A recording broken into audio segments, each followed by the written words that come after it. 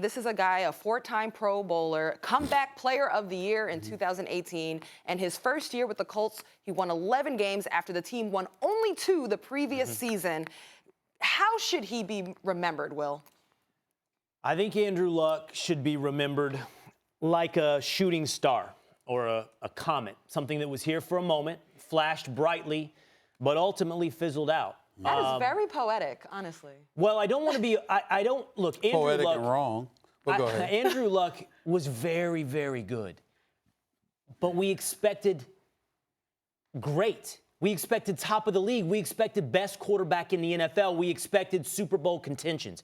I know Andrew Luck didn't have an offensive line the first part of his career. I know he didn't have a defense throughout. And I also know he had all of that now. And Andrew Luck, walking away at this point, not just for Colts fans who have to feel this level of disappointment today, but all of us who are football fans, while honoring the man's individual decision, respecting what he's decided, can look at his career and go, what could have been?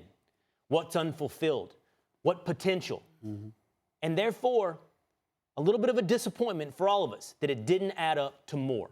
More that we know could have happened. Well, first of all, here's why you're wrong. And I say this in a very comical and fun-loving fashion, Will Cain, because you just finished talking about the Dallas Cowboys being Super Bowl contenders. Well, last time I checked, based on what the Colts did last year, winning a wild card playoff game, going to the divisional playoffs against Kansas City, that would make them a Super Bowl contender. So based on your synopsis of what a Super Bowl contender is, that means on 3 separate occasions, Andrew Luck has been a Super Bowl contender because they went to a divisional playoff game twice, 3 times actually, and they went to an AFC championship. They went to one AFC championship. They went to an AFC championship game. So what I'm saying, listen, it wasn't until I chimed in and pinned you down that you specified Final Four. But prior to that, the divisional playoff round was good enough for you. So that doesn't qualify.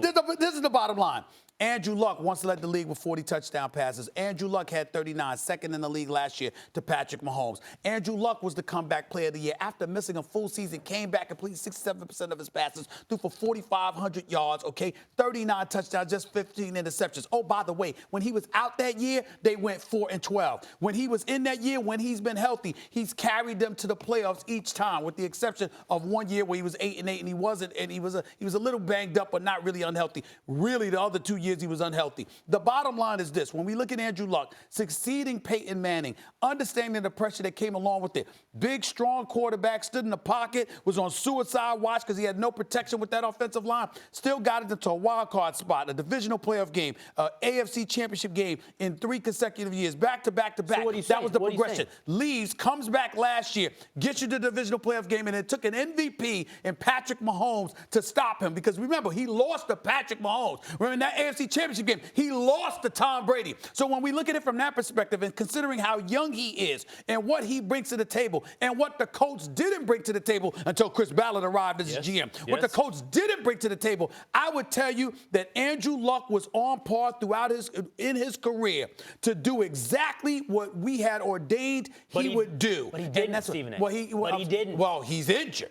No. He's hurt. And he's done. That's what it is. And he's done. For now. See, the thing is, look, I don't feel like my criticism is an insult. I don't think it's actually a compliment. I don't view it as a criticism, no. We thought he would be. I don't view what you're saying as a criticism. We expected Andrew Luck to be in the same bucket as Patrick Mahomes. Patrick Mahomes didn't have a defense, by the way, this year. Andrew Luck has a coach, an offensive line, now a defense. And I know he didn't early in his career. Patrick Mahomes had coaching, and he had an offense high-powered. For sure, without a doubt. But Andrew Luck was always in the category of the 5 through 10 quarterback. He never arrived at the category of the 1 through 5. He never got there in the Breeze, the Brady, the Rodgers category. He never got there. And I know most people haven't.